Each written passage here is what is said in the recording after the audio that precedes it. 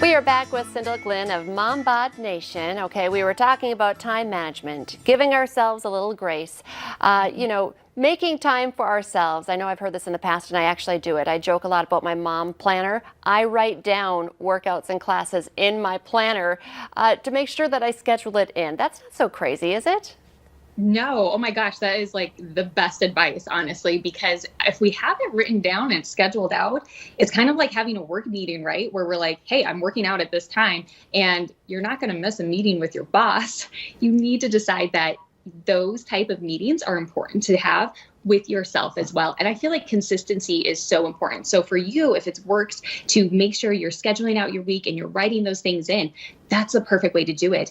And if it's for somebody else that they're like, hey, I only have this amount of time in these slots and that's all they have, consistency is going to be what develops those habits. And I feel like in this day and age, with everything going in, COVID related and everything, it's so important to be taking care of our bodies and our health, because not only is time a hot commodity, but so is our health. We have to be taking care of our immune system. So that means scheduling meetings with ourselves to get fitness in, to actually meal plan and prep. And I feel like when you're developing that consistency, when it comes to nutrition, it's especially important. And I know for myself, meal planning and prep has been super key in actually developing consistency, but you have to figure out what works for you.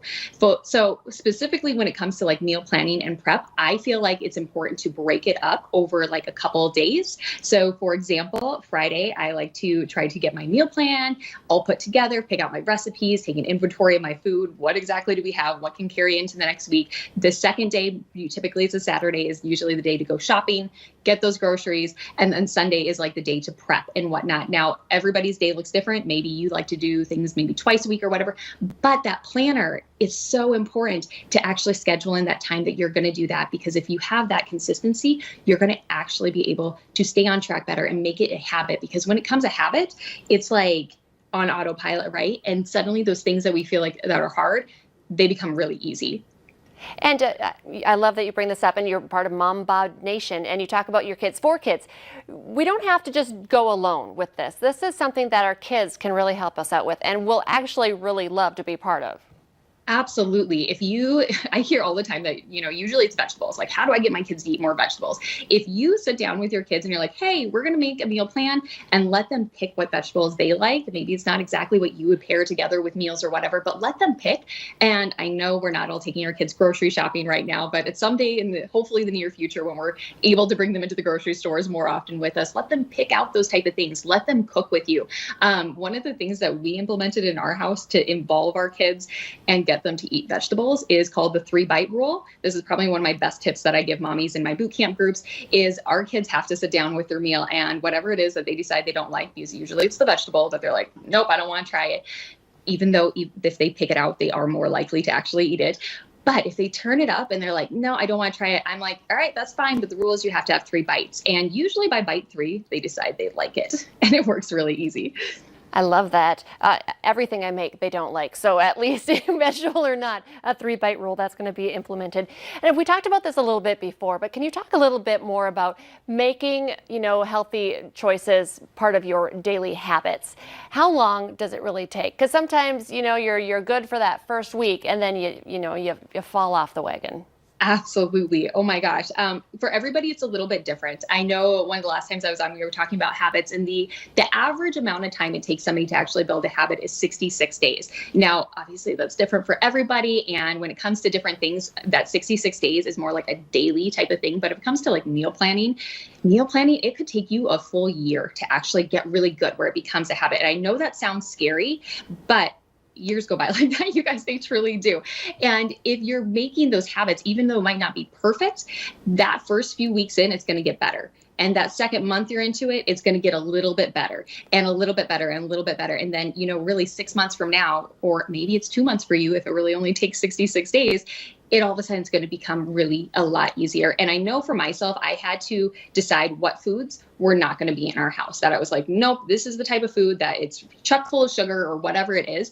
And I had to slowly start taking those things out of our house to just know, hey, we don't buy these things. This is just how it is. But a lot of those foods that I was taking out, it sometimes took 6 months to get them out of our house before it wasn't like this big burden on my family. And it was something that had to be discussed and chatted about. Okay, and I love that we're talking about food because food is such a huge part of it. I always like to just talk about working out. I think that I can, outrun the fork, and that is not true. But let's talk about working out once again as well, making it a priority. Can you talk a little bit, when so many people say I don't have time, and even if I'm writing it in my planner, talk a little bit about how much time you actually have to put into working out. It's not as much as you really think you need to. You don't have to set aside 2 hours to work out, right, to make a difference?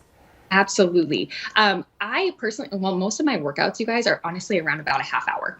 That's usually like my good time. And if you look into actually the research that goes behind fitness and different things, if you look at different types of workouts and HIIT training, which is high intensity interval training, you can actually get a really awesome workout in 15 minutes. But it also takes knowing what type of workout you are going to be doing, making that plan of, hey, I'm going to be doing this, and also having a plan of how this will work kind of long term and having an actual fitness guide or an idea of what workouts you're going to do when, because it's really important to work out different parts of the body, not like this, like over and over and over again, actually having a plan that will work your body efficiently to prevent injury. So I feel like if you can set aside 30 minutes, which let's face it, you guys, I think we all probably even spend 30 minutes just scrolling social media. That's true. Time. It's really truly deciding that my workout is more important than checking my status. And that's usually as simple as it is. And it really comes down to admitting that first and foremost. And once we're able to do that, that's when we can decide where can I exchange some time to actually put in a 30-minute workout. And for me, I work out at home. It takes away the commute time to a gym. I'm also in a very rural area, so we don't have like a huge YMCA or something like that close by to us. But it's finding what works good for you that you can actually implement. And maybe that means that you're following a fitness program or something at home. Maybe it means going to the gym and you're truly saying, hey, I'm doing this 3 times a week to start out with. And a month from now, my goal is to be working out 5 days a week. It's making that plan to kind of set yourself up to start out maybe small and then improve and get bigger and bigger. I like that. You said that. Maybe just start with trying to get your, 8 glasses of water in today. That is a huge goal. It's very hard. It's one of the hardest things for me, and don't go with the working out 7 days a week, because we need to have the small goals and the big goals. Before we let you go today, it's really fun to follow you. And if you do want more help in, keeping yourself on track, you might want to check out Mom Bod Nation. Just quickly tell us how we get a hold of you. Awesome. You can follow me on Instagram. Just look up Mom Bod Nation is my Instagram handle. You can also send me a friend request on Facebook. It's Cindel Glenn. You can shoot me an email at cindelglenn@gmail.com. And if you're looking for help specifically with meal planning, I actually will be doing a meal prep workshop coming up October 6th at 7 p.m. Central Time. Anybody's welcome. It's all done virtually. But we will show you how to actually meal plan and do it in a way that you can build consistency. You're going to get some meal plans actually put together for you that are kid friendly, because I think that's super important. And just also some good tips and tools that can really help you with implementing good, healthy meals into your regular, consistent diet. I love it. Next time we should just focus just on meal planning, because that's one I have not tackled yet. Cindel, thank you so much for your time. I appreciate it. We'll talk to you again soon. Yes. Stay with us. Coming up next, we have another delicious recipe courtesy of Cashwise Foods.